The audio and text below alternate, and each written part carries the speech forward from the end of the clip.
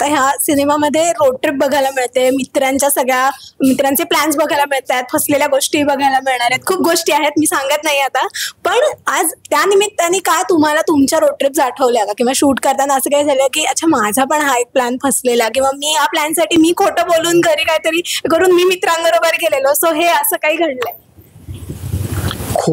फसलेले plans विचारतेस? फसलेले plans. अच्छा.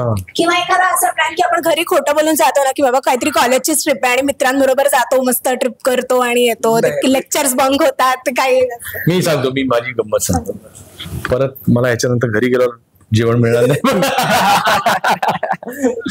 तर आणि हिवाळ्यातलीच गोष्ट आहे आणि माझ्या बायकोची गोष्ट आहे. तर गिरिजा आणि त्यावेळेस एक 8-10 वर्षापूर्वीची गोष्ट असेल. आणि माझी बहीण मुग्धा कराडे गायिका तर ती पण ट्रॅव्हलर आहे, ती पण ट्रेकर आहे. ती एका ग्रुप बरोबर ती बाईकिंगसाठी गेली होती आणि ती त्यावेळेला तिने जाऊन ऋषिकेशला गेली होती. फ्रॉम दिल्ली टू ऋषिकेशवरनं पुढे ऑलीच्या रस्त्याला मला वाटतं देवप्रयाग पर्यंत ती जाऊन आली होती, असं होतं. जे की मी पण त्याही आधी केलेलं होतं, बायकोने केलं नव्हतं.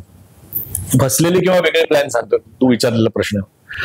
तर बायकोनी मला तिचे फोटो दाखवले की हे बघ कसे छान, काय मस्त आहे, मज्जा आहे, नाही काय छान असतो असं. मी म्हणलं लक्षात ठेवलं, मग आता हिला आपण सरप्राईज देऊया बरं का. आणि खरं तर आमचं लग्नापासूनच ठरलंय की सरप्राईजेस द्यायची नाही, तिला नाही आवडत. कारण मग तिच्यामध्ये मी तिला अजून ओळखलेच नाही, मग माझं सगळं सरप्राईज आहे तिच्यासाठी कायम शॉक असतात. पण तरीही मी तो धाडस केलं एक 10 वर्षानंतर लग्नाच्या. मी म्हटलं चला आपण तिला सरप्राईज देऊया. आणि मग मी काय केलं, आमचं काहीतरी अॅनिव्हर्सरी का तिचा वाढदिवस होता आणि मी ट्रिप प्लॅन केली. सरप्राईज तिला म्हटलं कुठे जाऊया ती म्हणजे नाही, मग काय नाही, मग जाऊ दे मग नेहमीप्रमाणे गोव्याला जाऊया. काही नाही, सगळ्यात शेवटी गोव्याला जाऊया असं नाही. काही कारण आपले दिवस नसतात, कायम प्रॉब्लेम दिवसांचा होतो. म्हणजे 8 दिवस 10 दिवस नाही, मग 4 दिवसच मिळतात, 3 दिवस मिळतात, 2 रात्रीच नाही, जाऊ दे मग गोव्याला असं. गोव्याचेच प्लॅन फसतात नेहमी. हो का? नाही, आमचे कायम सगळे फसलेले प्लॅन गोव्यात होऊन जातात. जाऊ दे, कॅनडा फसला म्हणून गोव्यात आलो, युरोप फसला एवढे दिवस नाही तेव्हा गोव्यात आलो, असं आमचं काय होतं. तर तसं तिला म्हटलं जाऊ दे आपण गोव्यात जाऊया. आणि मी तिकीट बुक केलं होतं त्यावेळेला. ऋषिकेश डायरेक्ट फ्लाईट नव्हती, दिल्ली ऋषिकेश.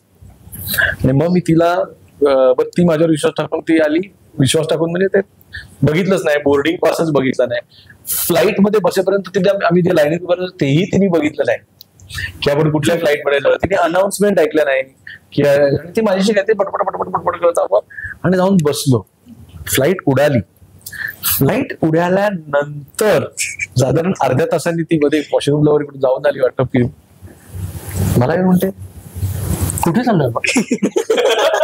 मी म्हटलं कुठे चाललोय, म्हणलं गोव्याला. आपण चुकीच्या विमानात बसलो असं मला वाटतंय अवधूत. म्हणे का, म्हणजे बाईचे डोळे कसे असतात हे पण बघा. चुकीच्या वेळ म्हटलं का तू वाचलंस का कुठे जाते फ्लाईट वगैरे असं काय? नाही काय, लोकांचे कपडे बघ गोव्याचे नाही आहेत. मग मी मला हीच ती सरप्राईज उघडण्याची वेळ. म्हणलं गिरिजा तुला सांगू, ही ट्रिप गोव्याची नाहीये, ही आपण चाललोय ऋषिकेशला, हिमालया. म्हटल्यानंतर पहिला फटका म्हणलं काय प्रॉब्लेम, जायचं होतं एकही कपडे काय तिकडचे काहीच कपडे आणलेले, मी मस्त हे आणलंय ते आणलंय गोव्याला. अगं म्हणलं थांब, मी तुला उतरल्या होत्या दिल्लीच्या एखाद्या मॉलमध्ये देतो, घे पाहिजे ते शॉपिंग कर. काय मूर्ख कुठला, परत सांगितलं सरप्राईज नको कोणी सांगितलं. खाली उतरल्या तिच्या आईला फोन करून बोकाड बोल, मला ना काय माहितीये का गोवा पडून कपडा नाही माझ्याकडे चांगला करायला. ती अशी आमची फसलेली. रसिका हो, कलाकृती मीडिया म्हणजे मनोरंजनाची लयलूट. मनोरंजन क्षेत्रातील किस्से व घडामोडींचा आस्वाद घेण्यासाठी कलाकृती मीडिया या यूट्यूब चॅनलला सबस्क्राईब करा आणि व्हिडिओ लाईक करा.